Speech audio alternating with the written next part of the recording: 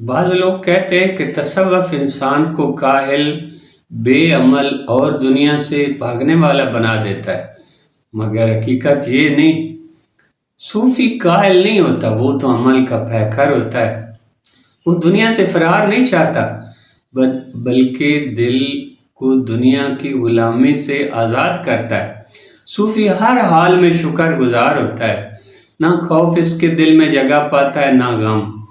وہ سخی، مہمان نواز، نرم گفتار اور خدمت خلق میں پیش رہتا ہے۔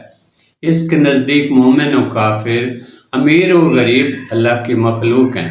وہ سب سے محبت کرتا ہے کیونکہ وہ جانتا ہے مخلوق اللہ کا کنبہ ہے۔ صوفی غصہ نہیں کرتا، بد دعا نہیں دیتا، بلکہ عفو درگزر اس کا ہتھیار ہے۔ اخلاق و مروت اس کی پہچان اور خدمت انسانیت اس کا مقصد زندگی ہے۔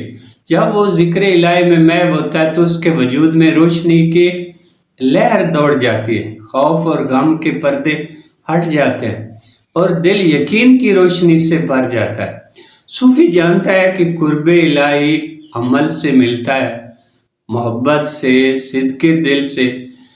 حضرت رابعہ بصری نے فرمایا، اللہ اگر میں تیری عبادت دوزخ کے خوف سے کرتا ہوں تو مجھے اس میں ڈال دے، اگر جنت کے لالچ میں کرتی ہوں تو مجھے جنت سے محروم کر دے، اور اگر صرف تیری ذات کے لیے کرتی ہوں تو اپنے دیدار سے نواز دے۔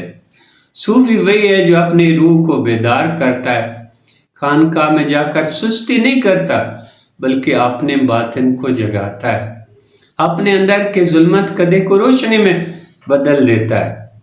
جب وہ عرفان الہی پاتا ہے تو اس کے سامنے دنیا کا پردہ ہٹ جاتا ہے، اللہ کے قرب کے دروازے کھل جاتے ہیں، اور وہ جان لیتا ہے زندگی کا اصل مقصد صرف ایک ہے، اللہ کا عرفان۔